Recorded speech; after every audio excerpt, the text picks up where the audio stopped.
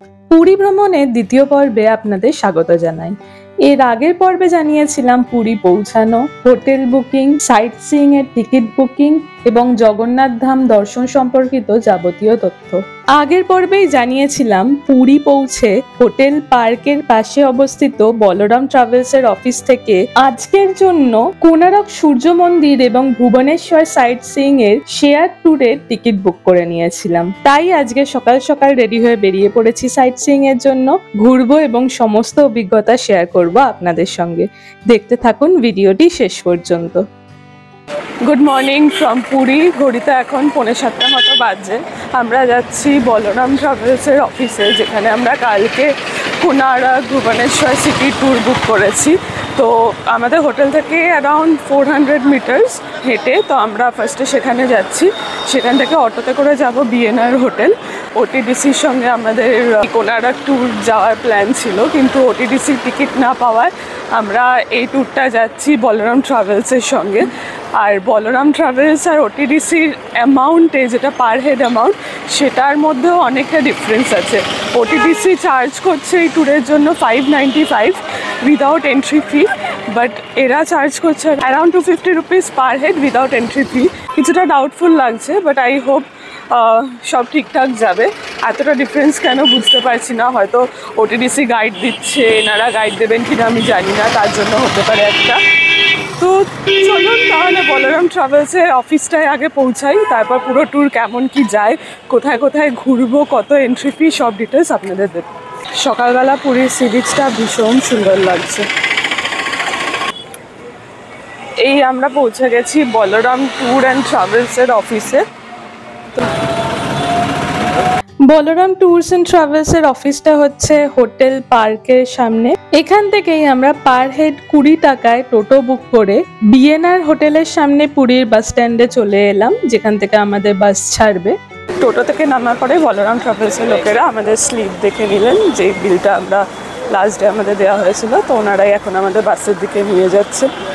প্রসঙ্গত বলে রাখি, প্রাইভেটে যে শেয়ারে বাসে সাইট সিইং গুলো হয়, সেগুলোতে ট্রাভেল এজেন্সির নিজস্ব কোনো বাস থাকে না। একটা বাসে আপনি যে ট্রাভেল এজেন্সি থেকে বুক করেছেন সেটা ছাড়াও আরো অন্যান্য ট্রাভেল এজেন্সি বা যারা ডিরেক্টলি বাসের সঙ্গে কন্ট্যাক্ট করেছে, এরকম অনেক ট্যুরিস্টরাও থাকে। সেক্ষেত্রে ফার্স্ট কাম ফার্স্ট সার্ভ বেসিসে সিট দেওয়া হয় এবং বাস যতক্ষণ না ফুল হয় ততক্ষণ কিন্তু ওয়েট করতে হয় ছাড়ার জন্য। আমাদের বাসও ঠিক এই কারণেই ছাড়তে লেট করেছিল। সুতরাং চেষ্টা করবেন ভোরে যতটা আগে সম্ভব পৌঁছে যাওয়ার, যাতে একদম ভোরের দিকের বাসগুলো অ্যাভেল করতে পারেন। তাহলে কিন্তু সব স্পটগুলো ধীরে সুস্থে ভালোভাবে ঘুরে দেখতে পারবেন। এসে গেছি বাসের কাছে। এই বাসটা আমাদের নিয়ে যাবে পুরো সাইট সিইং এ। ঘড়িতে এখন 7:40, আমাদের বাস ছাড়লো। ফার্স্ট স্টপ হচ্ছে চন্দ্রভাগা বিচ। 3 बार बोलिए जय जगन्नाथ। इतने धीरे बोलने मुझे सुनाई नहीं दे रहे। जगन्नाथ को क्या सुनाई दे रहा? जोर से बोलिए जय जगन्नाथ। और एक बार जय जगन्नाथ। जगन्नाथ स्वामी नहीं पता गाने लगे तुम्हें आजाद हिंदुस्तान के हर कोने से आए तमाम टूरिस्ट मेहमानों को हमारी कंपनी की तरफ से, टूरिज्म की तरफ से और हमारे पूरी गाइड एसोसिएशन की तरफ से आप सब लोगों को हार्दिक हार्दिक अभिनंदन। পৌঁছে গেছি আমাদের প্রথম স্টপ চন্দ্রভাগা বিচ। আমাদের বাসে ওঠার পরে কিন্তু পার হেড 170 রুপিস করে নিয়ে নেওয়া হলো এন্ট্রি ফি হিসেবে। যে যে জায়গায় যাব সেই এন্ট্রি ফিগুলো ওনারাই কেটে দেবেন। তো তার জন্য পার হেড 170 রুপিস আমাদের থেকে নিয়ে নেওয়া হলো বাসে উঠেই। এখানে বলা হয় চন্দ্রবতী নামে একজন পরমা সুন্দরী নারী ছিলেন, যার ওপর সূর্যদেবের নজর পড়ায় তিনি অপ্রবৃত্ত হয়ে গেছিলেন। তাই জন্য তিনি স্বর্গমর্ত পাতাল 3 লোকে কোথাও স্থান পাচ্ছিলেন না। তো তখন তিনি সূর্যদেবকে জিজ্ঞেস করেন যে তিনি কোথায় যাবেন তাহলে। তো তখন সূর্যদেব তাকে পরামর্শ দেয় এই স্থানে নদী হয়ে বয়ে যাওয়ার জন্য। আর সেই থেকেই এই চন্দ্রভাগা নদীর উৎপত্তি। এই চন্দ্রভাগা নদী কিন্তু গোল্ডেন বিচ নামেও পরিচিত। চন্দ্রভাগা নদীতে কিন্তু সবসময় জল থাকে না, সরস্বতী পুজোর আগের দিন বেসিক্যালি জল আসে, আর বাকি টাইম এই চন্দ্রভাগা নদী কিন্তু শুকনোই থাকে। এবছর যেই টাইমে কুম্ভ মেলা হবে সরস্বতী পুজোর আগের দিন, ওই টাইমটাই চন্দ্রভাগা নদীতে বেসিক্যালি জল থাকে। এই চন্দ্রভাগা সি বিচে কিন্তু কেউ স্নান করে না, বিকজ এখানে চোরাবালি আছে। তো এখানে আমাদের টাইম দিয়ে দেওয়া হয়েছে 15 মিনিট। তো 15 মিনিট বিচে ঘুরে সময় কাটিয়ে ফটো তুলে ফিরে যাব বাসে। পরবর্তী স্টপেজ হবে কোনারক। ঘড়িতে ঠিক 9:05 আর আমাদের গাড়িও ছেড়ে দিল।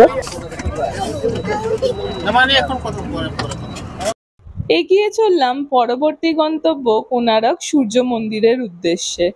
চন্দ্রভাগা বিচ থেকে 5-10 মিনিটের মধ্যেই পৌঁছে গেলাম কোনারক সান টেম্পল। বাস থেকে আমাদের নামিয়ে দিল একটা হোটেলের সামনে, সেখানে খাবারের অর্ডার দিয়ে দেন মন্দিরে যেতে হবে। আমাদের বলা হয়েছে আর কোথাও বাস দাঁড়াবে না, যা খাবারের অর্ডার এখানেই দিয়ে দিতে হবে। তো আমরা মেনু দেখে মোটামুটি একটা অর্ডার দিয়ে দিচ্ছি। দিখাইয়ে মেনু মে ক্যা হ্যায়। এই হচ্ছে মেনু।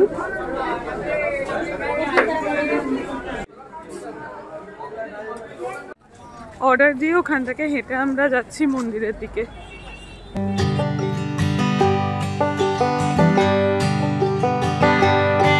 কোনারক সূর্য মন্দিরের কাছে বাসে যতজন ছিলাম সবাইকে এনে একজন গাইড দিয়ে দেয়া হলো, যিনি আমাদের পুরো গ্রুপটাকে কোনারক মন্দির ঘুরে দেখাবেন। আগেই জানালাম আমাদের পুরো দিনে যেখানে যেখানে আমরা যাব সমস্ত এন্ট্রি ফির টাকা প্রথম থেকেই ওনারা নিয়ে নিয়েছেন, কোথাও গিয়ে আমাদের সেপারেটলি টিকিট কাটতে হচ্ছে না। আর পুরো কোনারক মন্দির ঘুরিয়ে দেখানোর রেসপন্সিবিলিটি গাইডের। তো আমরাও গাইডের ইনস্ট্রাকশন ফলো করে ওনার সঙ্গে মন্দিরের দিকে এগিয়ে চললাম।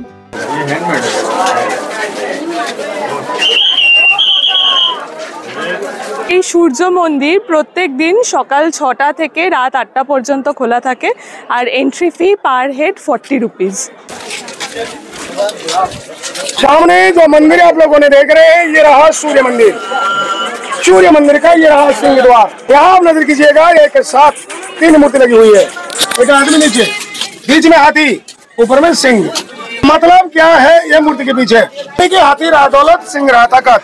फिर आदमी के पास दौलत ताकत होने से आदमी कुछ भी कर सकता है, और दौलत ताकत को लेके जो गर्व और अहंकार करता है, अहंकारी और घमंडी आदमी का नाश इसी तरह ही होता है।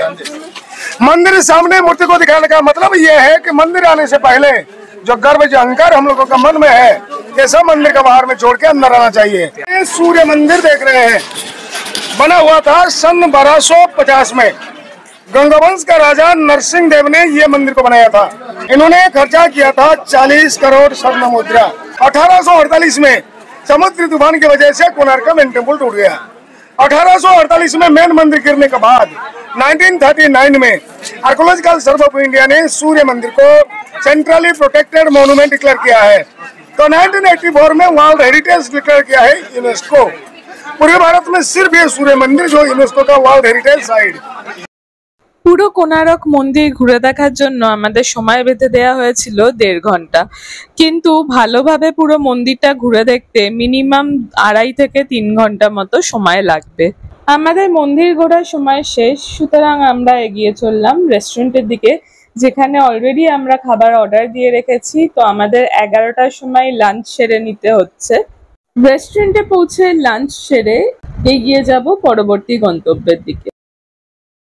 কোনারক সূর্য মন্দিরের পর এবার এসে গেছি লিঙ্গরাজ মন্দির। বাস আমাদের একটা পার্কিং লটে নামিয়ে দিয়েছে, তো সেখান থেকে হেঁটে মোটামুটি বললো 5 থেকে 7 মিনিট কি ম্যাক্সিমাম 10 মিনিটের রাস্তা। তো আমরা হেঁটে মন্দিরের দিকে যাচ্ছি। মন্দিরের ভেতর জুতো, mobile, camera, leather bag, belt এসব কিছু অ্যালাউড না। তো মন্দিরের ভেতরটা আপনাদের দেখাতে পারবো না, তো বাইরে থেকে মন্দিরটা দেখাচ্ছি। চলুন তাহলে যাওয়া যাক মন্দিরের দিকে। মন্দির যাওয়ার পথে রয়েছে একটা ছোট্ট মার্কেট।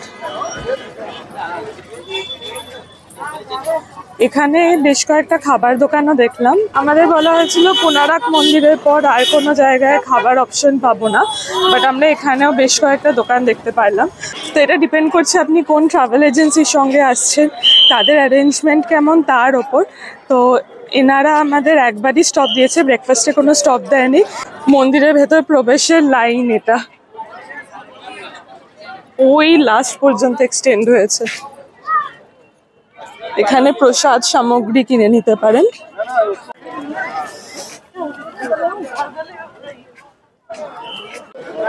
এই হচ্ছে মন্দির। আমাদের টাইম দেওয়া হয়েছে এখানে 40 মিনিট, তো আমরা 40 মিনিটের মধ্যে এই লাইনে দাঁড়িয়ে মন্দিরে দর্শন করতে পারবো না।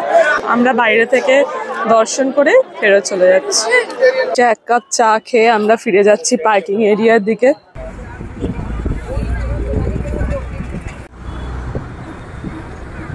লিঙ্গরাজ মন্দিরের পর এসে গেছি আমাদের পরবর্তী স্পটে, সেটা হচ্ছে উদয়গিরি আর খণ্ডগিরি পাহাড়। তো আমাদের ইনস্ট্রাক্ট করা হয়েছে যে দূর থেকে পাহাড়গুলো দেখে ফিরে আসার জন্য, বিকজ আমাদের হাতে বেশি টাইম নেই।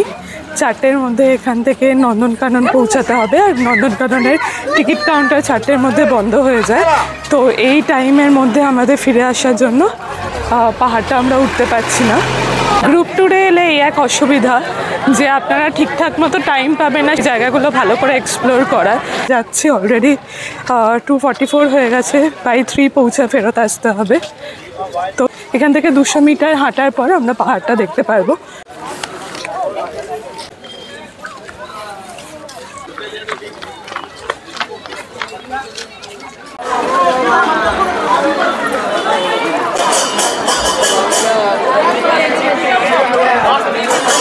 দুটো পাহাড়, এইটা হচ্ছে খণ্ডগিরি আর এটা হচ্ছে উদয়গিরি। তো আমরা আগেই বললাম টাইম খুব অল্প, তাই জন্য যেতে পারছি না। আর এখানে রয়েছে টিকিট কাউন্টার, যেখান থেকে 20 টাকার টিকিট কেটে এই পাহাড়গুলোতে উঠতে হয়। তো এই যে টিকিট কাউন্টার সোজাসুজি দেখতে পাচ্ছেন, এখানে স্ক্যান অ্যান্ড পের অপশানও রয়েছে। দেখে খুব ভালো লাগছিল, চড়ারও ইচ্ছে ছিল, বাট আনফর্চুনেটলি টাইমের অভাবে চড়তে পারছি না। তো যাচ্ছি, ব্যাক করছি এখান থেকে পাহাড় দেখে। পাহাড়ের ওপরে ফুড আর বেভারেজেস অ্যালাউড না। একটা বড় আফসোস থেকে গেল, এত সুন্দর জায়গায় এলাম কিন্তু পাহাড় দুটোর ওপরে উঠতে পারলাম না এই টাইমের জন্য। আবার যদি নেক্সট টাইম আসি তাহলে নেক্সট টাইম ট্রাই করব। ফিরে চলছি বাসের দিকে, বাস ছাড়বে আর কিছুক্ষণে। উদয়গিরি খণ্ডগিরি থেকে ফেরার পথে এই জিনিসটা দেখতে পেলাম, এটা ছানা পোড়া বা রাবড়ি জাতীয় কিছু হবে, আমার এক্স্যাক্টলি মনে নেই কি নাম ছিল। 20 টাকা করে এরকম ছোট ছোট বলে বিক্রি হচ্ছিল, আর টেস্ট খুবই ভালো ছিল অ্যান্ড হাইলি রেকমেন্ডেড। এই জিনিসটার নাম যদি কেউ জেনে থাকো তাহলে ডেফিনেটলি আমাকে কমেন্ট সেকশনে জানিও। এবারে আমাদের বাস রওনা দিয়ে দিয়েছে নন্দনকাননের দিকে। এখন আমরা ভুবনেশ্বর সিটিতে আছি। যারা জানেন না তাদের উদ্দেশ্যে বলে রাখি, লিঙ্গরাজ টেম্পল থেকে কিন্তু ভুবনেশ্বর সাইট সিইং শুরু হয়ে গেছে। লিঙ্গরাজ টেম্পল দিয়ে শুরু করে এরপর যা যা দেখছি সেগুলো কিন্তু সবই ভুবনেশ্বর সাইট সিইং এর পার্ট।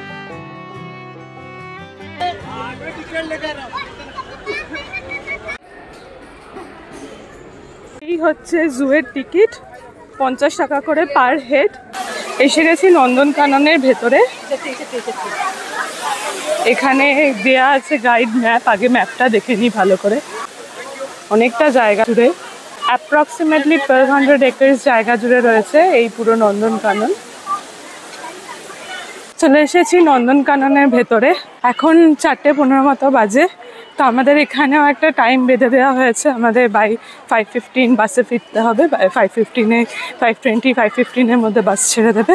এই গ্রুপ ট্যুরের এটাই সমস্যা, আগের বারে যেটা বললাম যে টাইম বাউন্ড থাকে, অ্যান্ড টাইমের মধ্যে একটা জায়গা ডিসকভার করা বা ঘুরে দেখা প্রচণ্ড ডিফিকাল্ট হয়।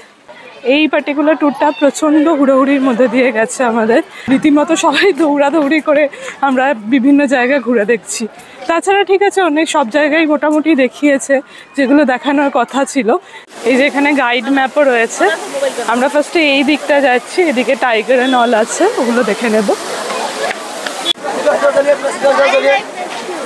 সুভিনিয়ার শপ রয়েছে এই সাইডটা, আপনারা চাইলে এই গাড়িগুলোও নিয়ে নিতে পারেন।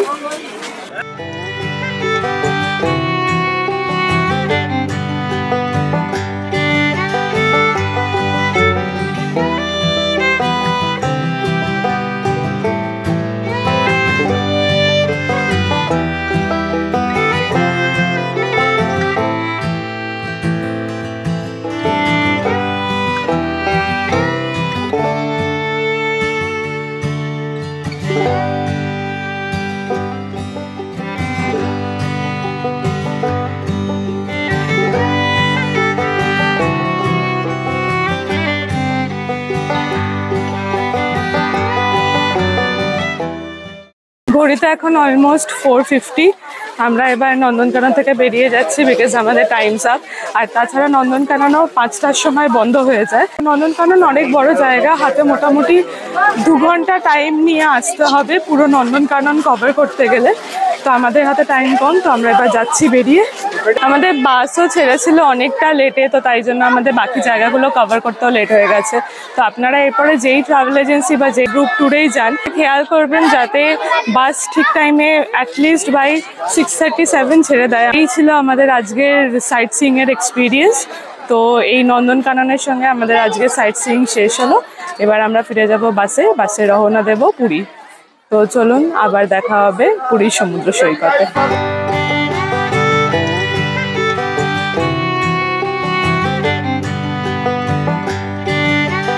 এখন অলমোস্ট 8:30 মতো বাজে। আমরা ফিরে এসেছি পুরীর সি বিচ। আজকের মতো আমাদের ট্যুর এখানেই শেষ। কিছুটা খাওয়া দাওয়া করে আমরা ফিরে যাচ্ছি হোটেলে। ভিডিওটা ভালো লাগলে লাইক শেয়ার করার অনুরোধ রইল। আর এরকম আরও ইনফরমেটিভ ট্রাভেল কন্টেন্টের জন্য চ্যানেলটি সাবস্ক্রাইব করে সঙ্গে থাকবেন।